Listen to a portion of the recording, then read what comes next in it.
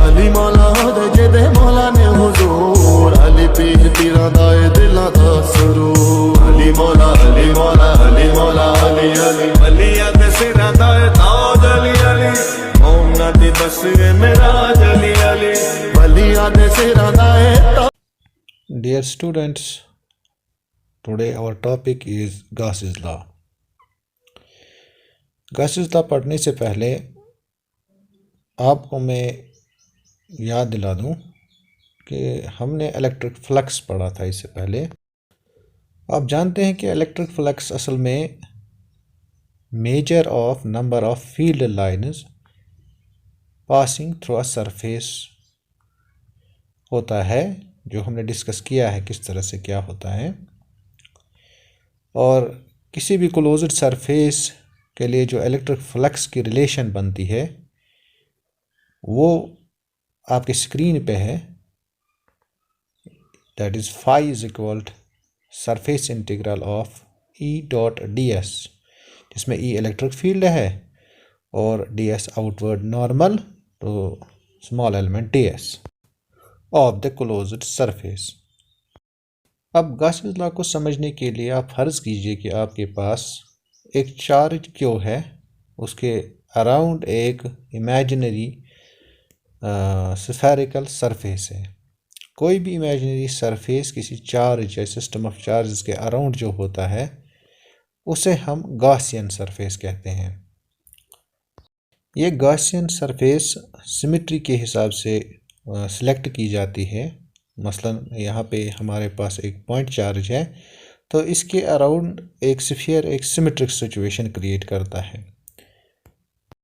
आप Gauss's law की applications में देखेंगे कि अगर हमारे पास एक लाइन चार्ज है, एक वायर है जिस पे ऊपर आप चार्ज रख रहे हैं, तो उस वक्त सिमेट्री के हिसाब से एक सिलेंडरिकल सरफेस हम लेते हैं।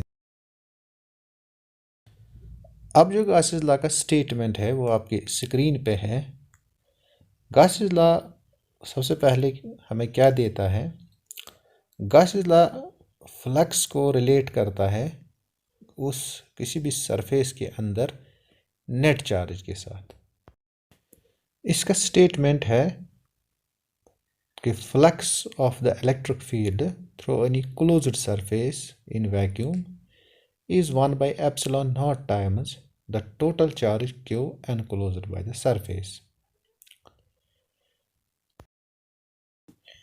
यानी मान लीजिए कि आपके पास एक चार्ज Q है, उसके अराउंड एक गॉसियन सरफेस है स्फेरिकल, उसकी रेडियस r है।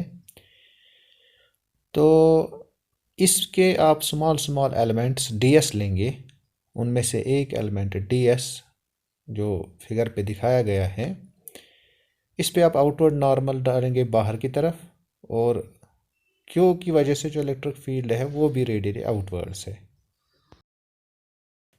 मैथमेटिकली जो इसका स्टेटमेंट है वो है phi is equal to surface integral E dot D S equal to Q by epsilon naught. यानी flux through this Gaussian surface is equal to charge inside the surface divide by epsilon naught. चूँकि charge इस वक्त इस surface के अंदर Q है और epsilon naught permittivity of free space है। प्रूफ ऑफ गॉसेस लॉ के लिए आप कंसिडर करेंगे जो सिचुएशन हमने इससे पहले दिखाई है, जिसमें आप लिख सकते हैं consider a charge Q enclosed bye a spherically symmetric Gaussian surface, let ds be the small element of the surface such that E due to Q is parallel to ds। इसका मतलब ds और E के दरमियान angle हमारा 0 है। ये situation जो आपके स्क्रीन पे आ रही है, तो इसको हम कंसिडर कर रहे हैं। अगर मैं आपसे कहूँ कि फ्लक्स थ्रू ds क्या होगा, तो आप कहेंगे d phi is equal E ds cos of 0 degree, जो कि E ds बनता है। इसी तरह से अगर आप net flux through the entire surface देखेंगे तो that will be the integration of d phi, that comes out to be surface integral E dot D S. E है electric field at the location of d S, लेकिन आप जानते हैं कि कोई भी डी एस आप इस सरफेस पे अगर लेंगे तो इलेक्ट्रिक फील्ड वहाँ पर सेम होगा बिकॉज ऑफ सिमेट्री, क्योंकि आपको पता है कि इलेक्ट्रिक फील्ड जो होता है due two point charge Q वो होता है इज इक्वल टू 1/4πε0 Q/r²।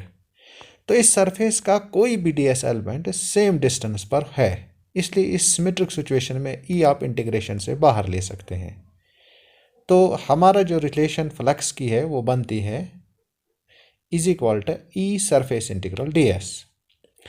अब जब ये सारे ds आप सरफेस के सारे ds को इंटीग्रेट करेंगे, that will give the surface area of the sphere, that is 4πr²। तो हमारी रिलेशन फ्लक्स की बनती है E इंटू 4πr², और 4πr² surface area of the sphere है, जो कि हमने इमेजिनरी गॉसियन सरफेस ली है। अब चूंकि आप जानते हैं कि electric field due to any point charges E is equal 1/4πε0 Q/r², तो फ्लक्स क्या बनेगा, E के बदले हम 1/4πε0 Q/r² देंगे इंटू 4πr², जो निकलता है phi is equal to Q/ε0।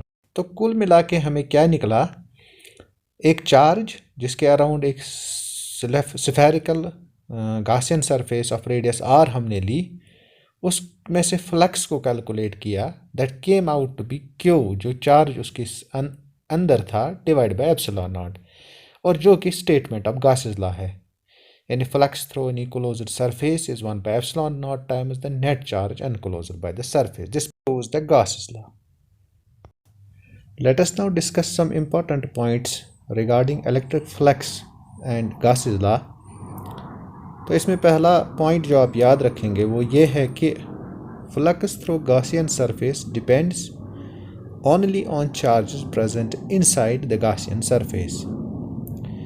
यानी किसी भी Gaussian surface के थ्रू जो फ्लक्स होता है वो सिर्फ उन चार्जेस पे डिपेंड करता है जो उस Gaussian surface के इनसाइड हो। आउटसाइड जो चार्जेस है उनका net flux through this Gaussian surface will be 0। Second important point is flux through Gaussian surface is independent of position of charges inside Gaussian surface। Gaussian surface के inside जो charges है उनकी position पे flux through the Gaussian surface depend नहीं करता। The third point is electric field intensity at the Gaussian surface is due to all the charges present inside as well as outside। यानी जो electric field intensity Gaussian surface पे होती है वो तमाम charges की वजह से हो, जो कि अंदर हो या कि बाहर हो। Fourth important point is in a closed surface incoming flux is taken negative while outgoing flux is taken positive, जो कि हमने इलेक्ट्रिक फ्लक्स में भी डिस्कस किया। पॉइंट नंबर 5 को हम दो हिस्सों में डिवाइड करेंगे। ए पॉइंट हमने यहाँ पे लिखा, if a closed body not enclosing any charge is placed in an electric field either uniform और non uniform, total flux linked with it will be 0। यानी इस किस्म की सिचुएशन में हमने एक स्फीयर को एक नॉन यूनिफॉर्म इलेक्ट्रिक फील्ड में दिखाया है और एक सिलेंडर को एक यूनिफॉर्म इलेक्ट्रिक फील्ड में दिखाया है। चूँकि स्फीयर और सिलेंडर दोनों के अंदर चार्ज 0 है, इसलिए नेट फ्लक्स इन से जो निकलता है दैट इज़ 0। पॉइंट नंबर 5 के पार्ट बी में हम लिख रहे हैं, if a closed body encloses a charge Q, then total flux linked with the body will be surface integral E dot ds equals Q/ε0। ये चार सिचुएशंस है जहाँ पे चार्ज की पोजीशन हमने डिफरेंट दिखाई है, तो हर एक में से आप देख रहे हैं कि फ्लक्स जो है वो है Q/ε0, Q/ε0, Q/ε0, Q/ε0। From this expression, it is clear that the flux linked with the closed body is independent of the shape and size of the body and position of charge inside it। तो इस तरह से हमने Gauss's law के कुछ important points discuss किए और Gauss's law भी डिस्कस किया। हमारा अगला lecture related to application of Gauss's law होगा। Thank you.